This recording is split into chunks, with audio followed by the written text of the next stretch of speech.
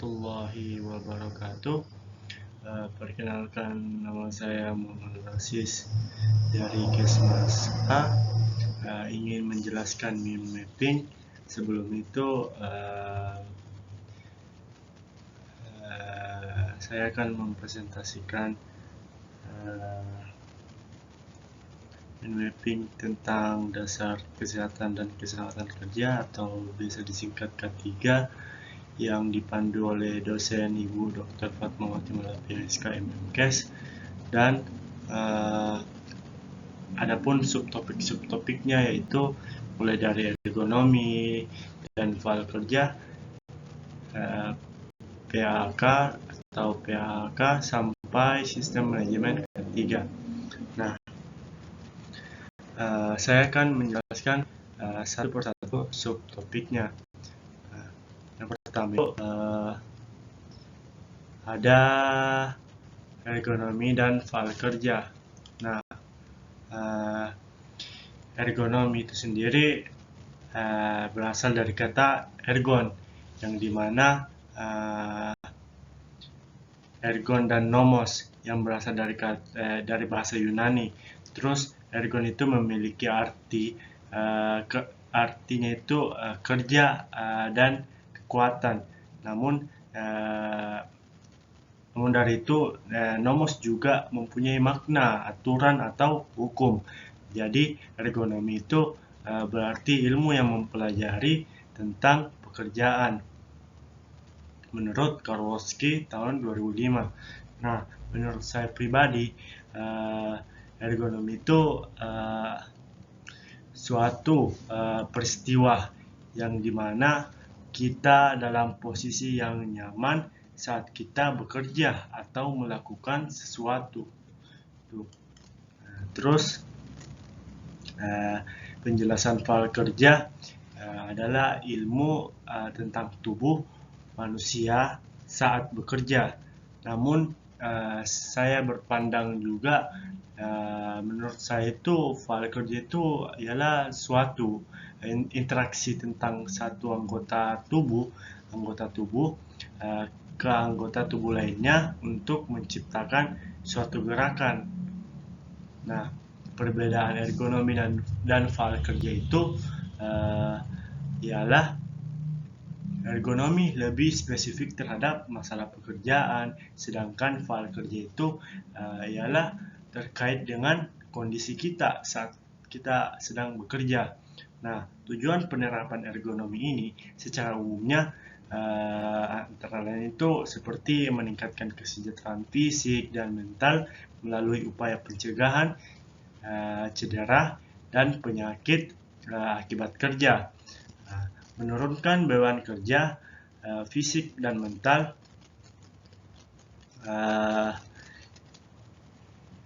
bahkan untuk meningkatkan kesejahteraan sosial melalui peningkatan kualitas kontrak sosial. Nah, penerapan ergonomi di tempat kerja itu sendiri penting untuk meningkatkan produktivitas ergonomi ini juga meliputi posisi kita saat di meja, kursi, monitor, komputer, keyboard, bahkan pencahayaan. Nah, seluruh elemen dalam ruang kerja ini dapat mempengaruhi produktivitas pekerja secara positif dan negatif. Nah, adapun subtopik yang kedua ialah PAK dan atau PAHK, yang dimana kepanjangannya yaitu penyakit akibat kerja. Penjelasannya itu PAK itu ialah suatu penyakit atau keadaan kesehatan kita yang diakibatkan oleh rutinitas pekerjaan atau lingkungan kerja yang ada di sekitar kita. Nah, PHK itu ialah penyakit akibat hubungan kerja, yang dimana penyakit-penyakit ini dalam faktor-faktor tempat kerja dapat dihubungkan kejadiannya, tetapi tidak membutuhkan faktor risiko pada tiap kasus. Nah, misalnya kita ambil seperti penyakit akibat kerjanya itu hipertensi. Nah, di dalam suatu penyakit itu masih ada hipertensi dan lain-lain yang sering kita temui di sekitar kita. Nah, perbedaannya PAK dan PHK yaitu mungkin penyakit akibat kerja itu disebabkan oleh adanya suatu pekerjaan atau lingkungan di sekitar kita, lingkungan kerja kita. Namun PHK itu juga penyakit akibat hubungan kerja itu mungkin lebih dekatnya berhubungan dengan bukan karena kerjanya ya, karena di luar kerjanya mungkin, karena apapun penyakit akibat hubungan kerja itu mungkin menuju kepada suatu pekerjaan yang mungkin di luar dari dia terkena penyakit itu. Terus penyebab PHK ialah akibat mungkin golongan fisik, golongan kimia, golongan biologi, golongan fisiologi, golongan mental dan psikologi. Nah, sedangkan upaya untuk mencegah penyakit akibat kerja ini ada bermacam-macam. Yang pertama seperti substitusi ventilasi umum, ventilasi keluar setempat, isolasi, pakaian pelindung, pemeriksaan kesehatan, penerangan, dan pendidikan kesehatan. Nah, adapun subtopik selanjutnya itu kecelakaan kerja dan pengendaliannya, yang dimana pengertiannya yaitu kecelakaan kerja itu merupakan insiden yang dapat menyebabkan cedera dan juga bisa terjadi kematian. Nah, adapun pengertian dari keadaan darurat itu sendiri merupakan keadaan yang begitu sulit yang diduga memerlukan penanganan segera agar tidak terjadi kecelakaan dan juga insiden. Nah, mungkin kerugian yang kita lihat atau yang disebabkan oleh kecelakaan kerja itu sendiri seperti kerugian ekonomi yang meliputinya, terus kerusakan alat, bahan dan bangunan, terus biaya pengobatannya juga dan perawatannya itu mahal, tunjangan kecelakaannya juga, jumlah produksi dan mutunya berkurang, kompensasi kecelakaannya juga bagaimana, dan penggantian tenaga kerja yang mengalami kecelakaan itu sendiri. Nah, subtopik yang selanjutnya, gizi kerja. Nah, pengertian gizi kerja ini mungkin saya ambil menurut Sumakmur tahun 1976. Dia menyatakan bahwa gizi kerja merupakan kalori yang diperlukan oleh tenaga kerja untuk memenuhi kebutuhan sesuai dengan jenis pekerjaannya, dengan tujuan tingkat kesehatannya tenaga kerjanya itu mampu produktivitas setinggi-tingginya, mampu mengimbangi gitu maksudnya. Terus menurut saya pribadi juga gizi kerja itu ialah asupan yang dibutuhkan oleh organisme kita untuk fungsinya normal dari sistem tubuh, pertumbuhan, dan pemeliharaan kesehatan. Nah, adapun masalah gizi tenaga kerja terutama di Indonesia ini cukup kompleks, diantaranya pola makannya yang berkurang atau kurang baik, sepertinya seperti melewatkan sarapan pagi, terus belum tersedianya ruang makan khusus bagi tenaga kerja, pemberian intensif makan dalam bentuk uang, dan belum jelasnya juga pembagian antara waktu istirahatnya dan waktu kerjanya.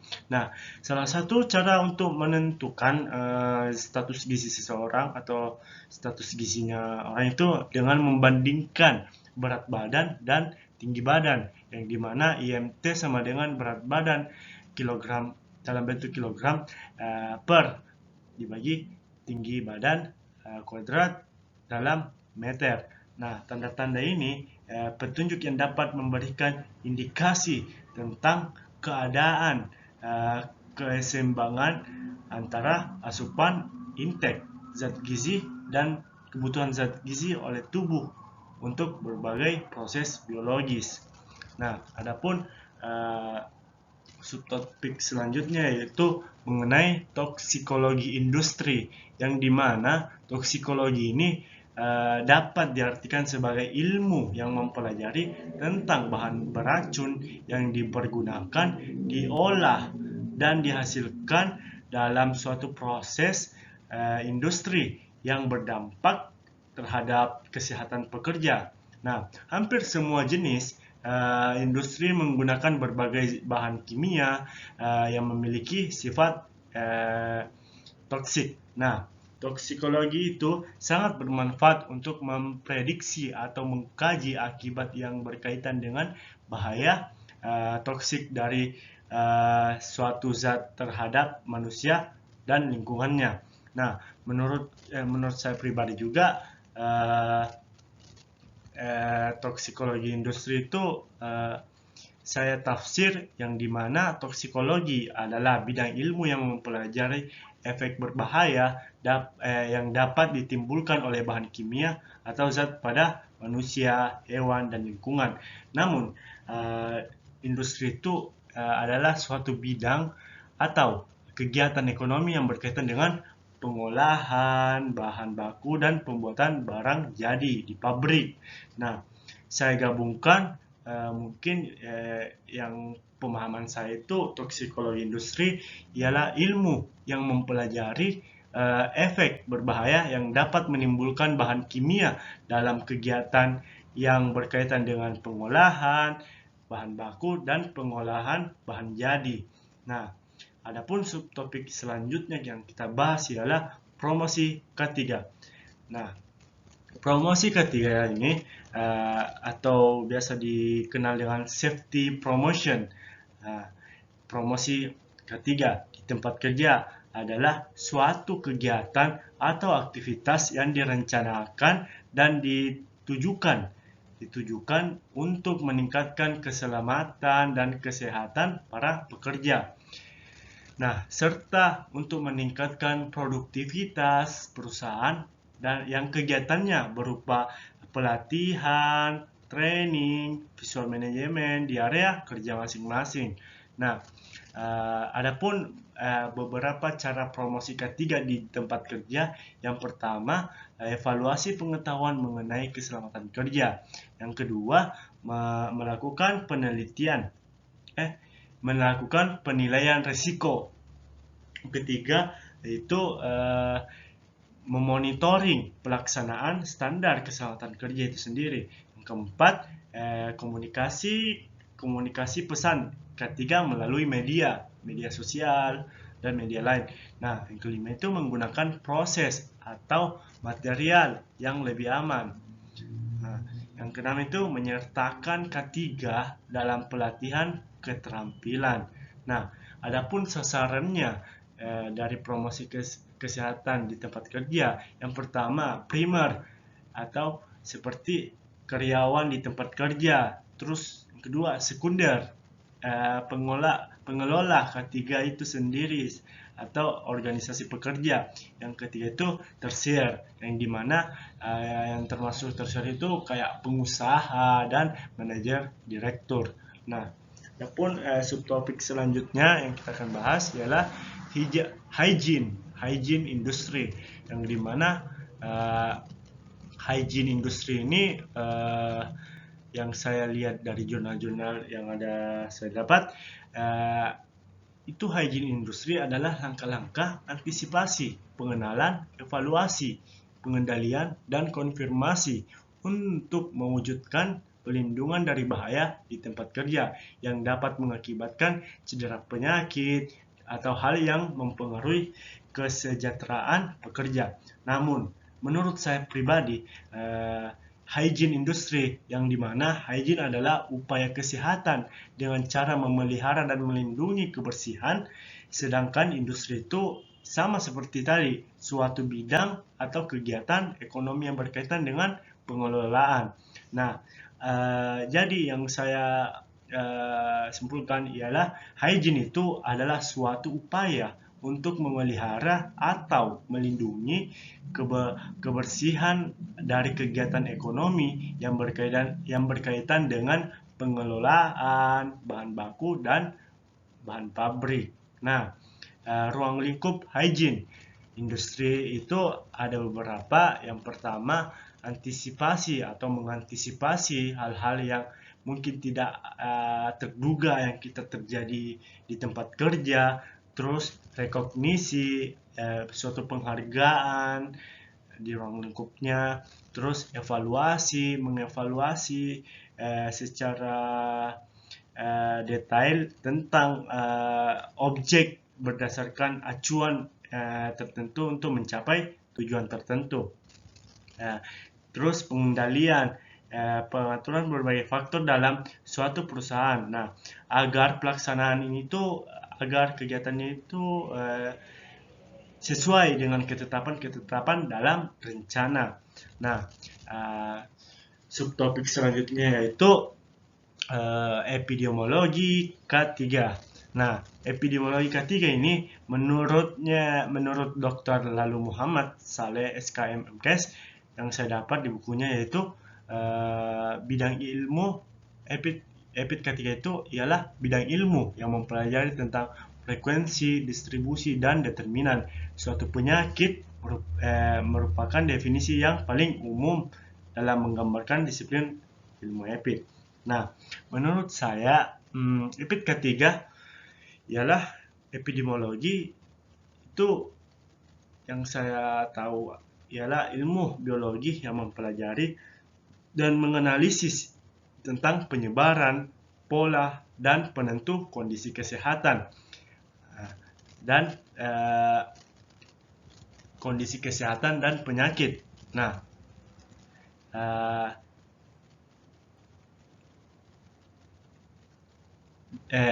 penyakit pada populasi. Nah, jadi maka dari itu saya menyimpulkan lagi bahwa epid K3 ialah ilmu yang mempelajari dan menganalisis tentang penyebaran kondisi kesehatan para pekerja K3. Nah, tujuan adanya epid ini di lingkup kesehatan keselamatan kerja adalah untuk menentukan pemapar yang menyebabkan penyakit akibat pekerjaan atau gangguan kesehatan dan merekomendasi upaya pencegahan serta menyediakan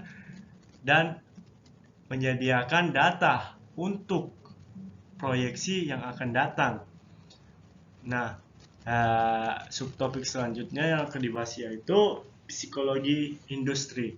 Nah, psikologi industri itu yang saya lihat dari penjelasannya di buku-buku, psikologi industri adalah ilmu yang mempelajari perilaku manusia atau perilaku seseorang di tempat kerja. Nah, ilmu ini berfokus yang dimana pada pengambilan keputusan kelompok, semangat kerja karyawan, motivasi kerja, produktivitas, stres kerja, seleksi pegawai, strategi pemasaran, rancangan alat kerja, dan berbagai masalah lainnya. Nah, cabang psikologi industri ini terdiri dari psikologi sumber daya (SDM), perilaku organisasi, psikologi teknik dan rekayasa, terus vokasional dan bimbingan karir, dan pengembangan organisasi dan hubungan industrial. Nah, banyak juga yang bertanya-tanya atau banyak yang mungkin menyatakan bahwa apa hubungan psikologi dan industri itu sendiri. Nah, hubungan antara psikologi industri dengan sumber daya manusia atau industri itu sendiri ialah psikologi industri itu dan SDM memiliki keterkaitan yang kuat, yaitu perilaku manusia yang ada dalam dunia kerja, baik sebagai karyawan maupun konsumen. Adanya psikologi industri ini mampu mengetahui sifat dan karakteristik SDM yang baik maupun tidak baik. Nah, adapun pertanyaan-pertanyaan sebagai berikut, sebagaimana mengapa psikologi sangat dibutuhkan itu dalam industri masa kini. Nah, jawabannya yaitu mungkin dengan psikologi ini dapat membantu seorang pemimpin dalam memilih dan memetakan sumber daya manusia itu, sehingga dapat meminimalisir ketidaksesuaian penempatan bidang pada seorang karyawan, bahkan ketidaksesuaian dalam memilih karyawan. Dengan begitu pula, perusahaan ini akan memilih sumber daya manusia yang lebih bagus lagi. Nah, adapun subtopik selanjutnya yaitu pelayanan kesehatan kerja dan BPJS/TK, yang dimana kita akan membahas tentang pelayanan kesehatan itu sendiri. Nah, pelayanan kesehatan kerja menurut Peraturan Menteri Tenaga Kerja dan Transmigrasi Nomor 1 Permen per 1982 menyatakan bahwa pelayanan kesehatan yang diselenggarakan untuk melindungi pekerja dari kemungkinan mengalami gangguan kesehatan yang disebabkan oleh pekerja dan lingkungan kerja serta mengupayakan peningkatan kemampuan fisik pekerja. Nah, menurut Aswar tahun 1994 menyatakan bahwa pelayanan kesehatan itu juga ialah upaya yang dilakukan oleh suatu organisasi, baik secara sendiri atau bersama-sama, untuk memelihara dan meningkatkan kesehatan, mencegah dan menyembuhkan penyakit, serta memulihkan perseorangan atau kelompok maupun masyarakat. Terus menurut saya pribadi juga berpendapat bahwa pelayanan kesehatan kerja merupakan salah satu upaya yang dijalankan dalam rangka meningkatkan derajat kesehatan para pekerja itu sendiri, yang dimana program pelayanan kesehatan itu telah dilaksanakan meliputi program pelayanan promotif, preventif, kuratif, dan rehabilitatif. Nah, pemeriksaan kesehatan sebelum kerja, pemeriksaan kesehatan berkala juga. Adapun tujuan pelayanan kesehatan kerja itu menurut Permenaker Trans seperti pada tahun 1982 kalau nggak salah itu ada beberapa yang disebutkan. Yang pertama, memberikan bantuan kepada tenaga kerja dalam penyesuaian diri. Yang kedua, melindungi tenaga kerja dari gangguan kesehatan yang ditimbulkan dari pekerja atau lingkungan kerja. Dan ketiga itu meningkatkan kesehatan bagi badan, kondisi mental, rohani, dan kemampuan fisik tenaga kerja. Yang terakhir itu memberikan pengobatan dan perawatan atau rehabilitasi. Nah, yang terakhir itu subtopiknya ialah sistem manajemen K3. Nah, yang dimana sistem manajemen K3 ini menurut yang saya lihat di buku-buku juga ialah bagian dari sistem manajemen perusahaan secara keseluruhan. Namun, dalam rangka pengendalian risiko ini yang berkaitan dengan kegiatan kerja guna terciptanya tempat kerja yang aman, efisien, dan produktif menurut Permenaker Nomor 5 Permen 1996. Nah, menurut saya pribadi juga menyatakan bahwa sistem manajemen K3 disingkat SMK 3 ialah ilmu yang mempelajari tentang kumpulan suatu perencanaan atau pengarahan dari kesehatan dan keselamatan kerja itu sendiri. Namun, sistem manajemen keselamatan dan kesehatan kerja ini merupakan bagian dari sistem manajemen organisasi yang digunakan untuk mengembangkan dan mengelola, menerapkan kebijakan K3 dan risiko menurut OSAS. Nah, adapun kewajiban perusahaan menerapkan SMK 3 itu di dalam Undang-Undang Nomor 13 Tahun 2003, setiap perusahaan wajib menerapkan SMK 3 Sistem Manajemen Kesehatan dan Keselamatan Kerja. Namun, kewajiban itu ditetapkan di dalam Undang-Undang atau PP Nomor 50 Tahun 2012 berlaku bagi perusahaan. Yang pertama, memperkerjakan pekerja atau buruh paling sedikit 100 orang.